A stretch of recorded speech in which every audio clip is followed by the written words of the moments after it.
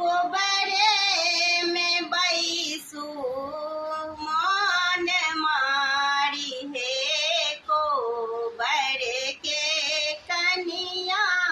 कोबरे में बैसू मान मारी है कोबर के कनिया। अपन मम्मी रही थी कही का बुझा बीता थी। अपन मम्मी रही